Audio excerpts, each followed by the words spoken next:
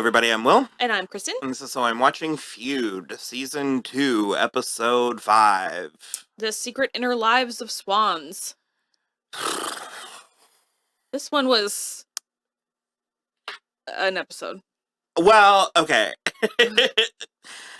I kind of hated every second of it. I still like the show. I still find the show interesting. It's an interesting show because it's about Truman Capote, who's a writer, and these society women he was friends with. And one time he kind of wrote about them, and then they got mad. Mm-hmm. And then we just sort of do that again and again and again every episode. Well, now, granted, every episode brings in new information. And we've been drifting through time.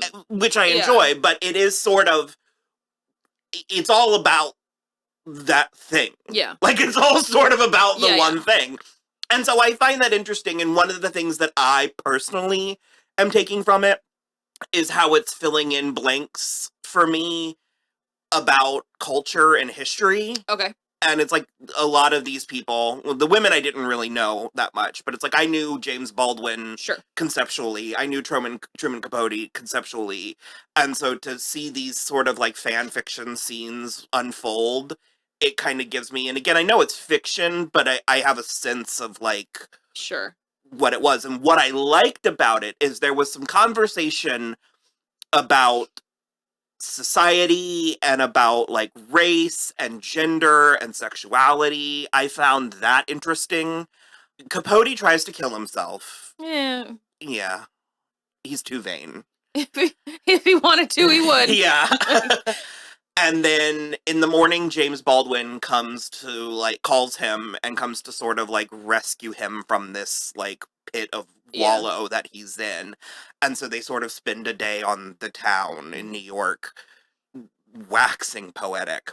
My God, were they waxing? They very self-important conversations. Boy, howdy. Okay, so there's times in history that I would love to go certain places, and we've talked about it before, and I think I mentioned it in one of my episodes that I did with Rachel, where it's like Cuba in the 60s, 100%. You know, New York in the, 40s and 50s, 100%.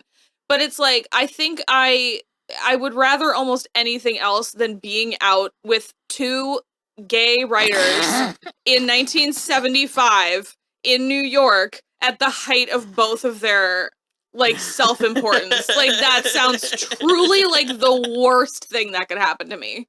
Well, and again, it was interesting, and in spite of, I'm using big words and probably will continue, in spite of saying that I hated it, I guess I will take that back and say I didn't hate it. It was interesting, but we reached a point halfway through in our watch along because I didn't fully finish what I was saying, where I was like, I liked the thing that when Capote was like, so why are you here?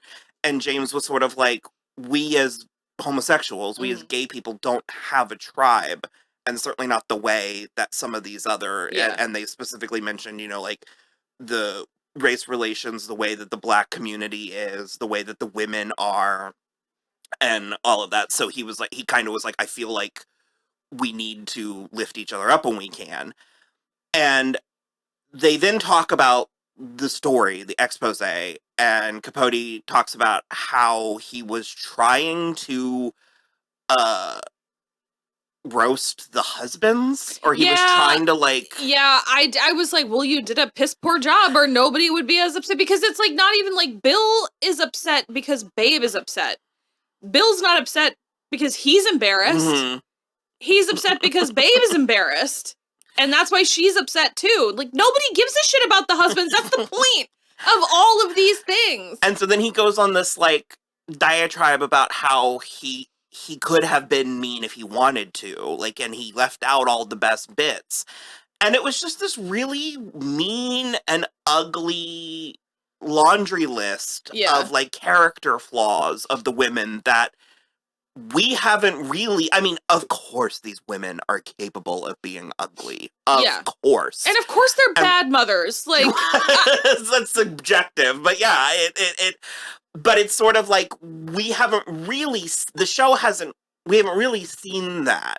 what we've been seeing is how devoted Truman and Babe actually were to each other. Well, and also, up to this point, the Swans have been presented as, you know, the victims of the whole thing. And now all of a sudden Truman is the victim just because, like, he was around for all of these things that he heard. And I also, like, I very thought James Baldwin was, like, working an angle, but then it turns out he maybe was never really there at all in the first place. Because I even said halfway through our watch along, and again, this is not a very James Baldwin's been dead for 40 years. Like, it's not a very reactionary show, but I was sort of like, what is happening? Yeah. And I was like, I'm waiting for him to take off his mask and to be Jessica Lange. Yeah.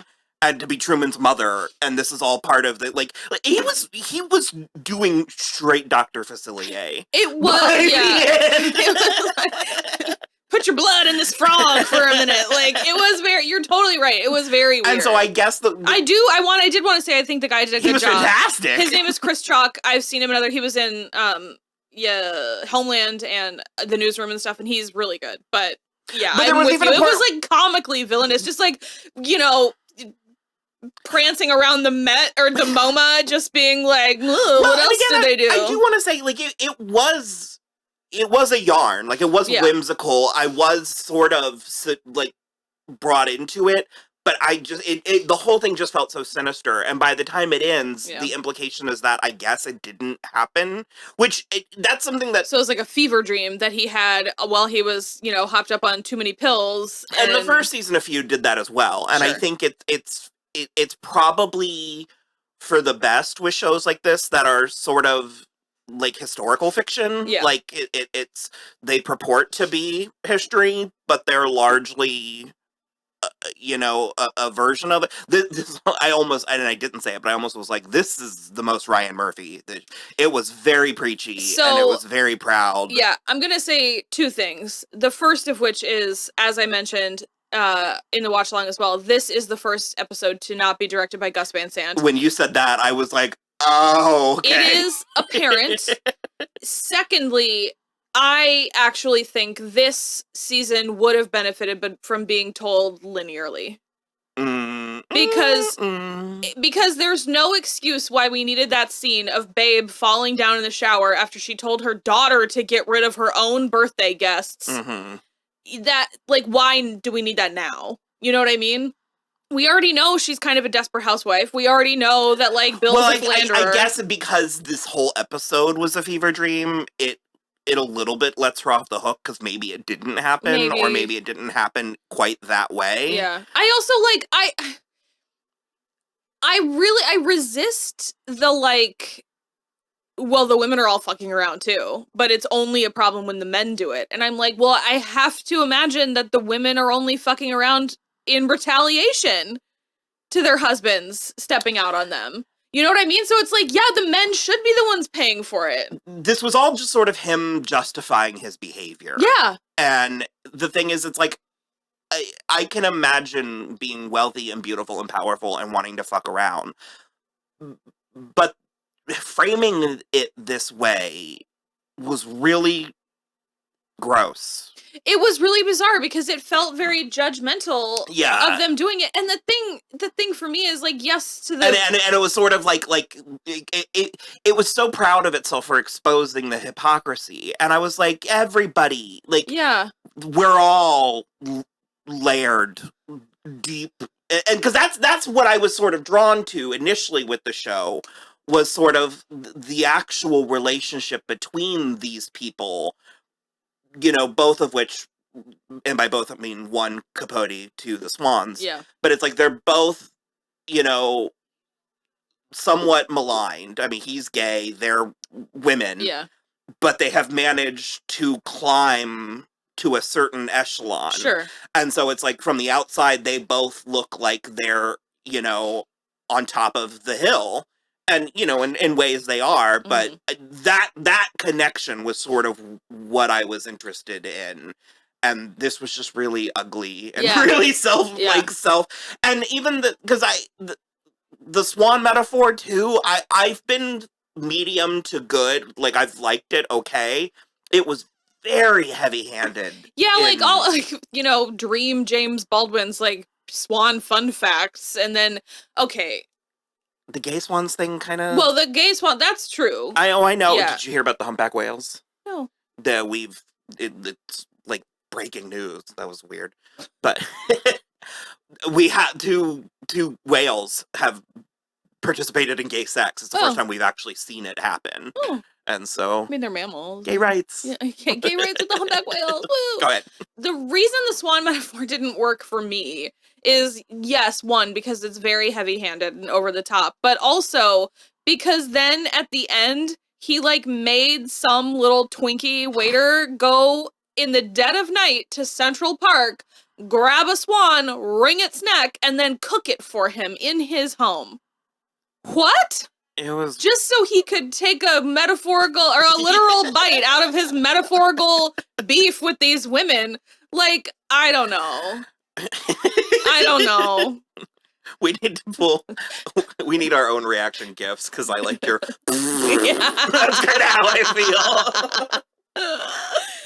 Oh God, yeah, I don't know. The Anne Woodward part is still very weird to me. Yeah, why are we even still talking about her? We just trot her out every so often to be mean to her. Although I forgot you could be so vivid. Or I thought she said it was like you're usually more vivid or something like that, and I was like that. Oh brother, that slayed me. But I don't know. Yeah. The next episode. Next. Thank you, next. Yeah, I don't know. It was like not my favorite episode. I am excited to get back to hopefully Gus Van Sant directing these again because I feel like he is just a little because it's so okay. It's Max Winkler who is Henry Winkler's son. I didn't have a problem with the direction. No, it's not the same. It was like, what is this? Yeah. Because I didn't even. Maybe I could have gotten there if I really was thinking. Yeah. But when I was watching it, I was like, this is strange, yeah. and I don't know why. And when you said that, I was like, oh, okay.